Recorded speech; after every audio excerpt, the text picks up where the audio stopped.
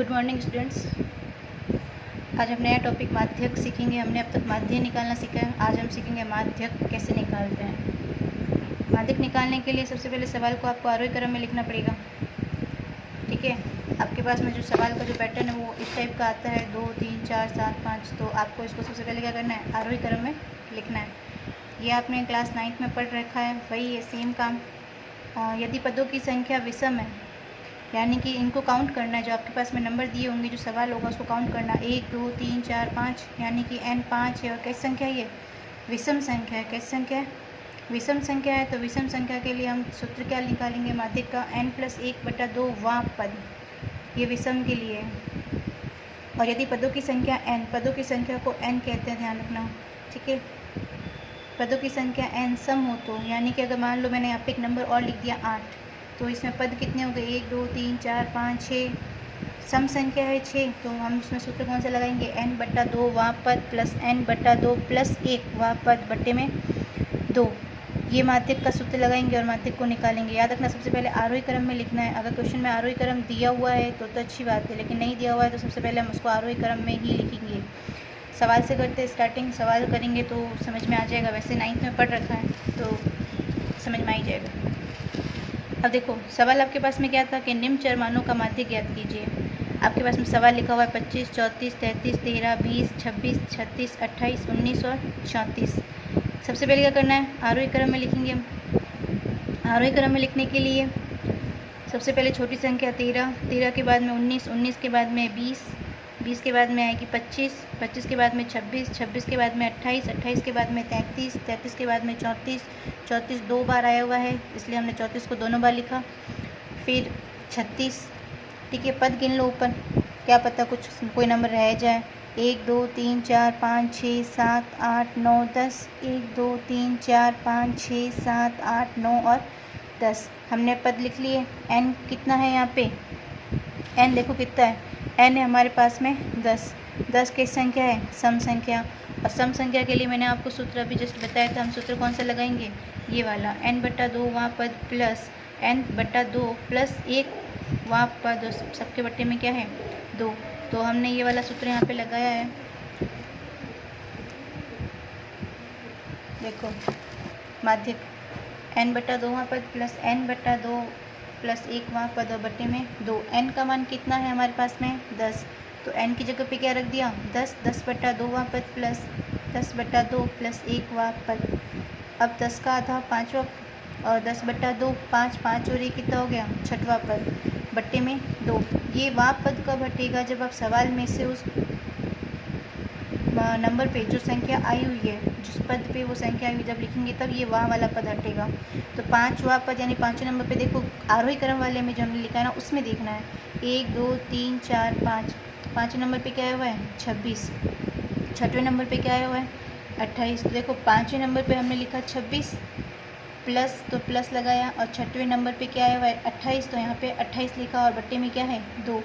26 और 28 को आपको जोड़ना है। 26 और 28 को आप जोड़ोगे तो कितना आएगा? 54, 54 बट्टे में 2 और बराबर में यहाँ पे कितना आ जाएगा? 27। ठीक है, इजी था, इतना हार्ड है नहीं। दोबारा देख लेना अगर समझ में नहीं आए तो। ये 2 सूत्र आपको याद होने चाहिए। आरोही क्रम में पहले सेट करना है। आरोही क्रम का मतलब क्या होता है? छोटे से बड़ा, पहले छोटी संख्या, फिर उससे थोड़ी बड़ी, फिर उससे थोड़ी बड़ी और फिर उससे थोड़ी बड़ी। ठीक है, नेक्स्ट क्वेश्चन करते हैं। देखो, क्वेश्चन नंबर जो सेकंड है वो क्या बोल रहा है कि निम्न आंकड़ों का माध्यक ज्ञात कीजिए। जिसके अंदर आपके पास में सवाल लिखा हुआ है 19 25 59 48 35 31 30 32 और 51। ठीक है, पहले तो इस सवाल को लेके माध्यक निकालना है। उसके बाद में उसने एक और बोला है कि यदि 25 को 52 से बदल दिया जाए, यानी कि अगर 25 के स्थान पे हम 52 लिख दें तो नया माध्यक क्या आएगा, वो भी इसको बताना है। यानी कि हम पहले सवाल का माध्यक निकालते, जो हमारे पास में पहले सवाल है, हम बिना चेंज किए। तो पहला हमारा सवाल क्या है? 19 25 59 48। तो सबसे पहले हम क्या करेंगे? इसको आरोही क्रम में लिखेंगे। आरोही क्रम में लिखने के लिए सबसे पहले छोटी संख्या 19, 19 के बाद में क्या आ जाएगी? 25, 25 के बाद में 30, फिर 31, फिर 32, 35, 48, 51 और 59। ठीक है, इसमें पद गिनो कितने हैं? 1 2 3 4 5 6 7 8 और 9, यानी कि 9 पद हैं। और 9 कैसी संख्या है? विषम संख्या है। 9 कैसी संख्या है? विषम संख्या है। विषम संख्या है तो हम सूत्र कौन सा लगाएंगे? माध्यक का। माध्यक बराबर n+1/2वां पद। अब n का मान कितना आया था? 9 + 1/2वां पद। ठीक है, 9 और 1 कितना हो गया? 10, यानी कि 10/2वां पद। अब 10 का आधा कितना हो गया? 5वां पद। 5वें नंबर पे देखो क्या आया हुआ है? 1 2 3 4 और ये 5। 5वें नंबर पे क्या है? 32, यानी कि हमारा माध्यक क्या आ गया? 32। तो यहाँ पे लिख देना अतः माध्यक बराबर 32। अब उसने हमें सवाल क्या बोला? यदि 25 को 52 से बदल दिया जाए, तो हम 25 को 52 से बदलेंगे तो लिखेंगे 25 को 52 से बदलने पर, 25 को 52 से बदलने पर, 25 को 52 से बदलते हैं तो हमारे पास में जो सवाल था पहले हम वही लिख लेते हैं। 19 और 25 आ रहा है, 25 के स्थान पे हम क्या लिखेंगे? 52, फिर 59, फिर 48, 35, 31, 30, 32 और 51। सवाल लिख दिया। अब इसको आरोही क्रम में लिखेंगे। आरोही क्रम में लिखने पर,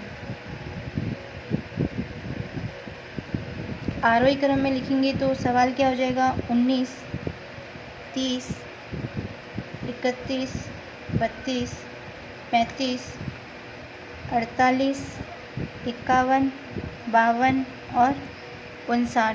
ठीक है, आरोही क्रम में लिख लिया। पद तो वही रहेंगे 9, क्योंकि बस बदला ही तो है। n का मान कितना है? 9। 9 कैसी संख्या है? विषम संख्या है। और विषम संख्या के लिए सूत्र हमें पता है क्या लगाना है। सूत्र क्या था? माध्यक बराबर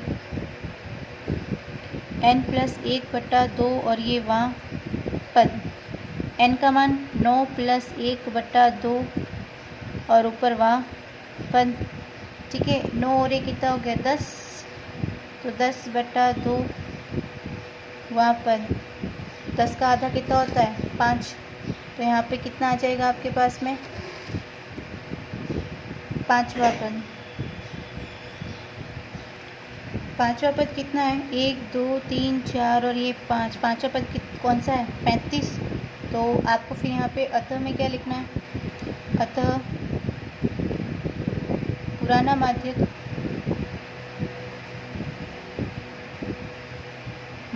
है, ठीक है, 32 तथा नया माध्यक नया माध्यक कितना आ जाएगा? 35। ठीक है, ये आपके क्या है? आंसर निकालना आ गया होगा, और अगर नहीं आया तो उसको दोबारा देख लेना।